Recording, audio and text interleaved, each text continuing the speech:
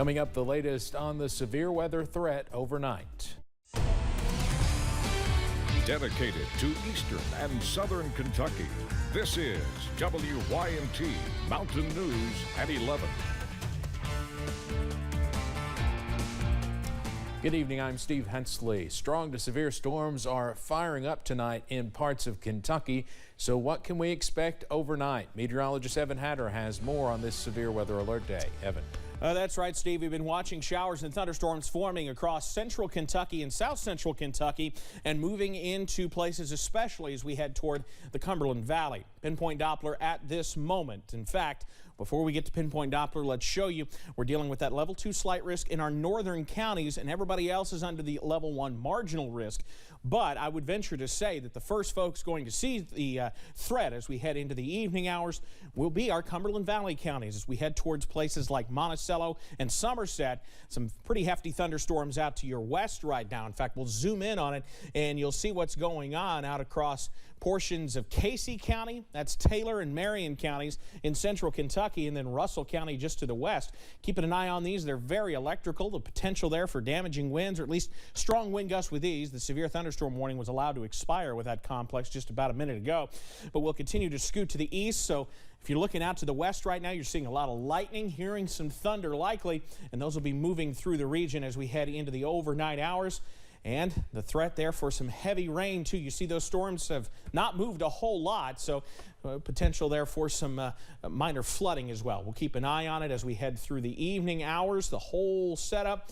Still a few showers and storms out to the west, too, so I don't think we're done by a long shot as we head into the nighttime hours. I'll have the very latest on where those storms are when we see you again in a few minutes, and what the main threats look to be for us coming up in, well, just a few minutes. Steve? All right, Evan, thank you. Tonight, a Floyd County deputy is still recovering from his injuries after he was shot in the June 30th ambush in Allen. 3 officers and a canine died. Deputy Darren Lawson has undergone several surgeries to save his leg, and he is fortunately no longer at risk of losing it. Certainly some good news. However, doctors say he still has several surgeries ahead of him before he can begin the long journey back home. He says he's been overwhelmed by the support he and his family have been given these last 3 weeks. I'm sure Deputy Thacker's probably getting to the point where he's tired of getting in contact with me because before my eyes are even open, Thacker's already messaged me. And before I go to bed at night, he messages me again. So it's a good thing. You know, they've all been real supportive, and they're doing the best they can to make sure I'm comfortable and I have everything that I need. Deputy Lawson says he wants to make sure the officers who were killed continue to get the recognition they deserve. Our Dakota Makris is expected to have an in-depth interview with Deputy Lawson tomorrow night. Earlier in the day, we heard from another survivor of the shooting in Allen for the first time. Floyd County Constable Gary Wolf suffered an eye injury in the ambush. He and other officers were at a legislative committee meeting in Frankfort describing a warlike scene on June 30th. They say none of the officers backed down when the barricaded gunman opened fire. Knew what they were going into, the potential of what they were going into.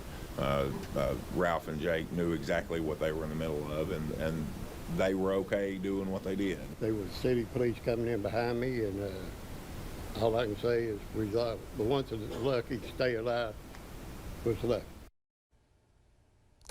Officers say while the community in Floyd County will never be the same, they can find some comfort in their unwavering response in the face of danger. Governor Andy Beshear, along with other local and state leaders, came together this afternoon to mark the completion of a project that began decades ago. WYMT's Alyssa Williams has more from Jackson County. A project more than 2 decades in the making. It's truly a game changer for us. On Wednesday, Governor Beshear gathered with local and state leaders in Tyner to celebrate the completion of the final segment of Kentucky Highway 30. So it cut out about 14 miles of really crooked, narrow, hilly road and replaced it with a wider, straighter, safer, modern route. Kentucky Highway 30 runs through multiple Kentucky counties, including Owsley and Jackson counties, offering travelers the opportunity to connect with I-75 in Laurel County with ease. It will cut the drive to the closest hospital from 90 to 45 minutes, saving lives. Going to provide more opportunities for quality of living for so many of our Kentucky residents. Drivers who are used to traveling through this area, like Owsley County Judge Executive Cale Turner, says they have waited a long time for this moment.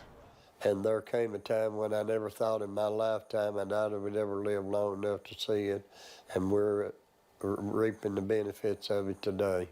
During the event, it was announced that a portion of the highway would be named after former state representative Marie Rader, who played a large part in making this project happen.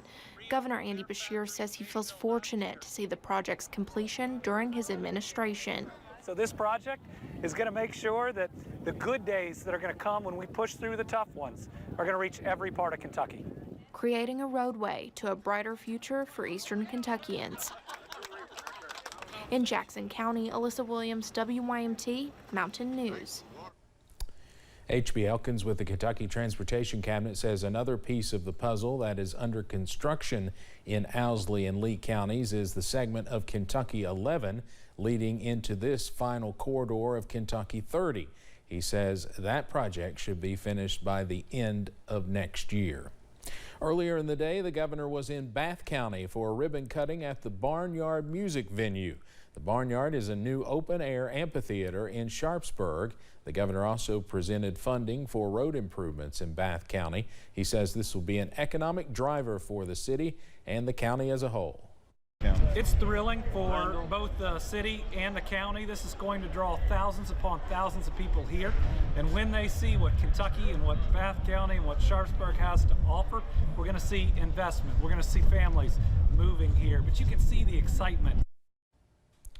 Upcoming acts at the Barnyard include Larry the Cable Guy, Alabama, and John Party. Officials with Kentucky State Police are looking for two Eastern Kentucky men. Larry E. Foster and Logan Ryan Hall are believed to be in a 2014 blue Kia Sorento with a Kentucky license plate reading 638YFX. Officials say the two men escaped from work release in the Coal Run community of Pike County.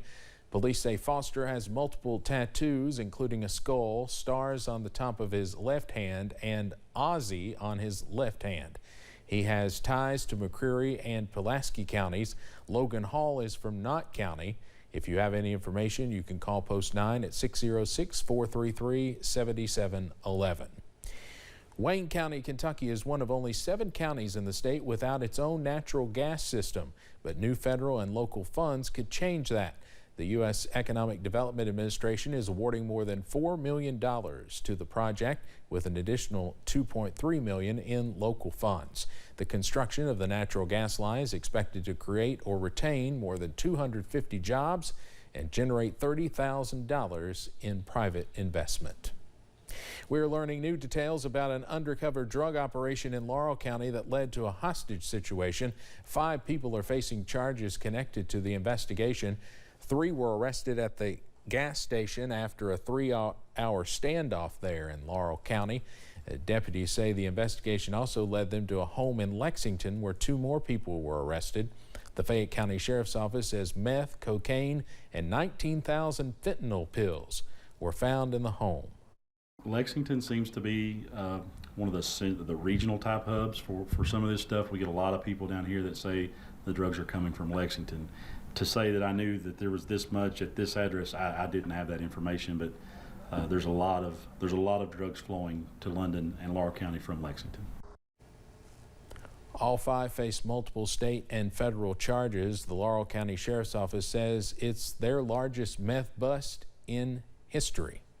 What started as a traffic stop for running a stop sign in Pulaski County led to 2 women facing drug charges. Sheriff's deputies say April Mead and Misty Eisen were pulled over near a home on Little Rock Run.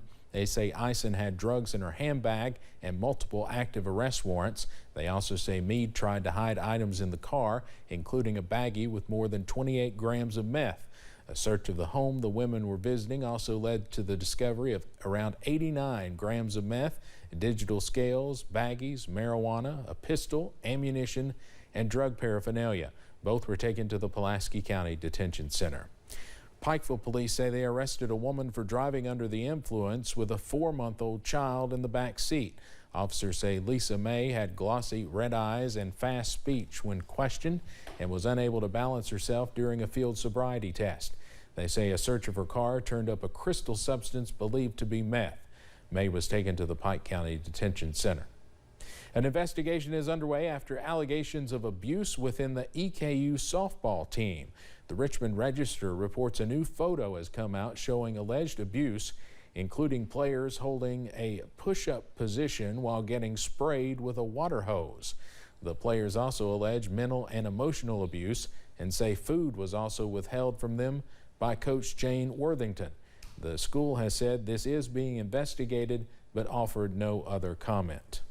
The Mingo County Sheriff's Office is asking for your help identifying the person involved in this hit and run. They say the incident took place on July 4th around 10 p.m. at the Kermit Car Wash. If you have any information about the driver or vehicle involved, you're asked to call the department at 304-235-0300 or message them on Facebook. An Ashland man is facing an abuse of a corpse charge after police say he intentionally hid his girlfriend's body. Whitney Fillion is accused of leaving the body of Summer Goldie tucked between a bed and a wall. Fillion is also accused of intentionally refusing to call emergency crews for assistance and hiding the corpse. Officers say the body appeared to have been there for some time. Officers do not believe she was murdered, and toxicology tests are still pending. Fillion is being held at the Boyd County Detention Center on a $10,000 cash bond. The Harlan County Safety Days Mine Rescue Competition kicked off earlier this week. The event is 3 days, and officials say competitions like these are crucial for the safety of all mine rescue teams. Everyone that comes away from these competitions feel that they've picked up something they didn't know before they came in. So I think that's great, not only for our area, but for the areas that these gentlemen are going back to, whether it's Alabama or Virginia. Each company participating is working to improve their mine safety skills and earn the bragging rights as the overall winner. This week's event has teams from Kentucky, Alabama, and Virginia. The Mountain Girls are ready to gather, and one Pikeville venue is helping them prepare. The second Mountain Girl Experience is on the schedule for this weekend, inviting people from all over to celebrate the creativity and contributions of Appalachian women. While fun, art, and education are all part of the experience, those involved say the true meaning of the event is the money donated to help women in need. We are Appalachian women helping other Appalachian women, so our proceeds from this event, our merch sales, etc., go to 2 local charities that help women here. So that is the Perry Klein West Care Emergency Shelter here in Pikeville, and then also the Turning Point Domestic Violence Services. The events kick off Friday and run through Saturday. You can find the full schedule on our website. Coming up on Mountain News 11, sunny skies mean soaring temperatures as we head into the weekend. We'll share some tips on how to beat the heat. Plus, before the heat arrives, we're going to be dealing with showers and thunderstorms, some of which could be strong to severe. The latest next.